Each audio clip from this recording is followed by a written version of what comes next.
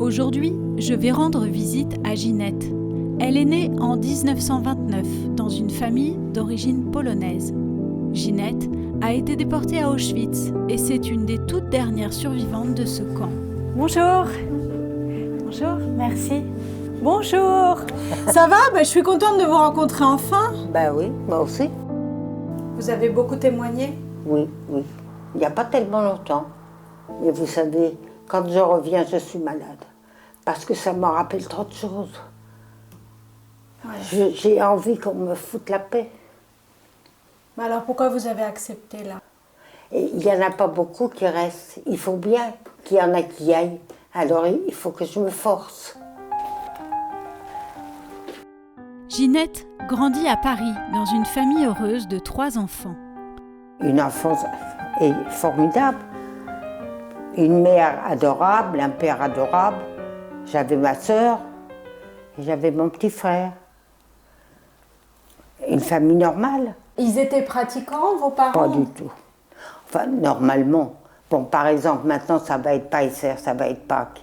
Bon, le premier et le deuxième jour, manger des matzes, mais pas pendant 8 jours. Son père, Abraham, est arrêté en 1941. Avec sa sœur, son frère et sa mère, ils partent se réfugier à Brunoy, en région parisienne. Sa sœur est arrêtée en 1942 et déportée à Auschwitz. Ginette, sa mère et son petit frère fuient en zone libre. J'ai passé la ligne de démarcation dans la locomotive du train. Le chauffeur, il m'a fait monter. Parce qu'il y avait, quand on passait la ligne de démarcation, les boches y montaient pour voir s'il y avait des juifs. Ma mère, elle m'a mis dans un orphelinat avec mon petit frère. Parce qu'on ne savait pas quoi faire, il fallait bien qu'elle aille travailler. En allant voir sa mère, Ginette est arrêtée. Elle est enfermée à la prison des Baumettes, puis à Drancy. J'arrêtais pas de pleurer. Je me voyais morte. Le quotidien à Drancy, se passait quoi? Il se passait rien. On était là et puis on attendait. On nous donnait à manger ou on nous donnait pas à manger. Qu'est-ce que vous comprenez de ce qui se passe? Je comprenais rien du tout. Ouais. J'étais jeune. On nous disait, on les emmène en Allemagne pour travailler. Bon, c'est resté comme ça. Qu'est-ce que je peux vous dire à moi? Le 13 avril 1944, Ginette est déportée à Auschwitz par le convoi 71, le même que Simone Veil et les enfants d'Isieux. On était dans le train les uns sur les autres, on faisait les uns sur les autres, et puis c'est tout. Et puis vous savez, j'essaye que ça sorte de ma tête parce que je deviens folle. Et vous avez quel âge à ce moment-là? J'avais 14 ans. Quand on est arrivé dans le camp, à Birkenau, je me rappelle, on est descendu du train et moi j'étais grande. Je paraissais pas de 14 ans. J'étais grande. Moi je parle bien le yiddish, ça ressemble à l'allemand. Alors on m'a demandé quel âge je suis, à Vial Pistou. Et je ne sais pas pourquoi j'ai dit 18 ans. 18 ans, pourquoi? Je ne sais pas. C'était pas mon heure, hein. Alors ils m'ont dit, mets-toi là. Si j'avais dit 14 ans, j'étais partie en fumée. Comme ma sœur, comme mon père. L'odeur de la cheminée, de la chair fraîche. Quand vous arrivez, vous sentez cette odeur, vous ne pouvez pas vous imaginer que c'est des êtres humains qui sont brûlés. Vous ne pouvez pas vous imaginer ça. Et vous l'avez compris à quel moment? Quand on me l'a dit. Ah. Parce qu'on ne peut pas comprendre. C'est pas imaginable. Ils nous ont rasé les cheveux, ils nous ont rasé partout. Bon, et puis après on est resté dans la cour. Ils vous ont donné des vêtements? Alors moi je me rappelle, ils m'ont donné des chaussures, une chaussure avec un talon et puis l'autre plat. Vous ne pouvez pas marcher. Ça je me rappelle. Il y en avait plusieurs qui faisaient les numéros. Et vous savez avec quoi ils ont fait ça? Avec un porte-plume, une encre indélébile et avec un porte-plume.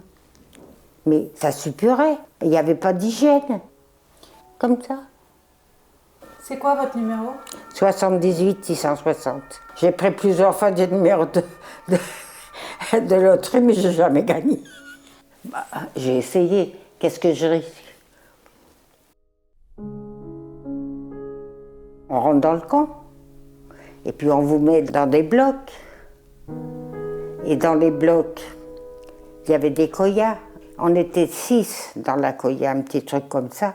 Quand une se tournait, il fallait que tout le monde se tourne. Hein. Le capot, il rentre, allez, off-chain. Oh, ça veut dire levez-vous. Et alors, il faut s'habiller vite fait, se laver si on peut. Et puis sortir, on taille la pelle, puis on pouvait rester 3 heures debout. Hein. Il y en a qui tombaient mortes. Hein. Le matin et le soir. On ne pouvait pas rester comme ça. Quand on sortait du camp, il y avait de la musique, madame. Ah. C'était un vrai orchestre. Et il fallait qu'on marche au pas. Et puis il y avait, moi vous savez, j'ai peur des chiens. Mais quand je vois un gros chien, je traverse. J'ai peur des chiens. J'ai été gardée par des chiens. Les chiens puis les bonhommes. Et ils nous tapaient dessus.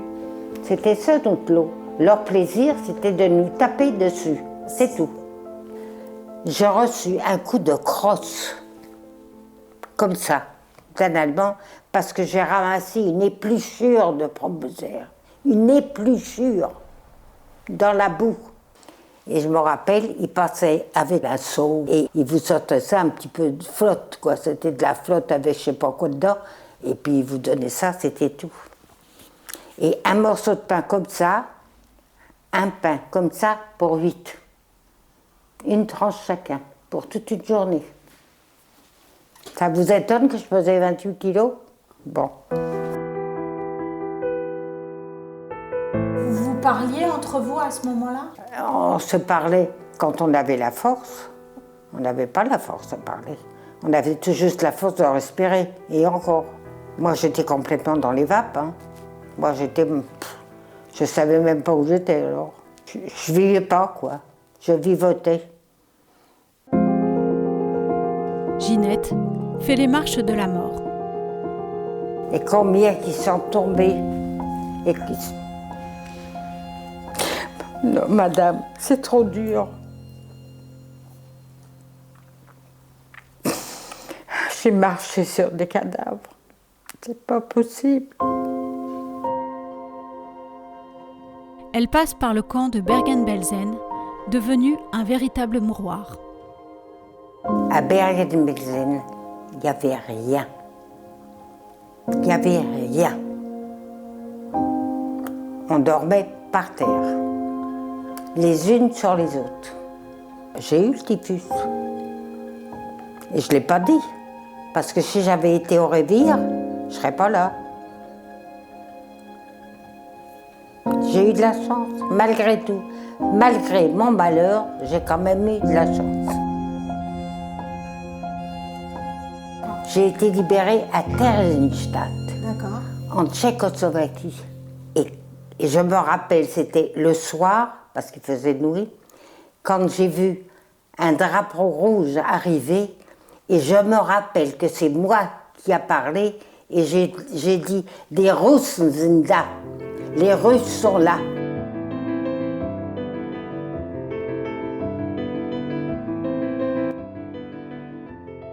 Quand je suis arrivée à Lutetia, je ne pouvais pas dormir dans le lit, il fallait que je dorme par terre. Je ne pouvais pas. On ne trouvait pas de place. On nous a donné à manger. On était, je ne sais pas, au moins 200. Hein. Et les 200, il y avait 2 services, mais ils étaient là aux 2 services. Ça, je me rappelle. On avait faim. Moi, je ne pouvais pas manger, mais vous savez, il y en a beaucoup qui sont morts parce qu'ils ont mangé. Ils ne pouvaient pas. Oh, manger, je ne pouvais pas manger. Ah, j'avais la dysenterie, je faisais du sang. J'étais 2 mois à l'hôpital. Je me rappelle, tous les jours, on me donnait une petite cuillère avec de la viande hachée crue de cheval. Pour essayer, mais je faisais 28 kilos. Il fallait se réhabituer.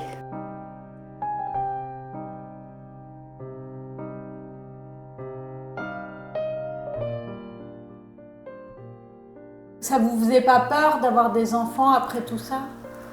Non, non, il fallait bien qu'on reprenne la vie normale.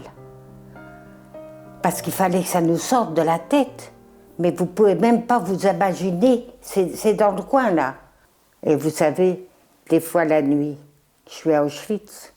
Et quand je me réveille le matin, si vous voyez mon lit, un champ de bataille, tout ce que moi j'ai souffert, personne ne peut comprendre. Personne. Personne ne peut comprendre. Même moi, je me dis comment que ça se fait que je sois encore là. Vous en avez toujours parlé ou... Non. Voilà. Ça ne pouvait pas sortir. Ben, on n'a pas parlé. On n'est pas... Parce que vous savez que les gens, ils disaient, les déportés, c'est des fous. Ils disaient n'importe quoi. Mais ce qu'on disait, c'était la vérité. Mais que c'est pas pensable.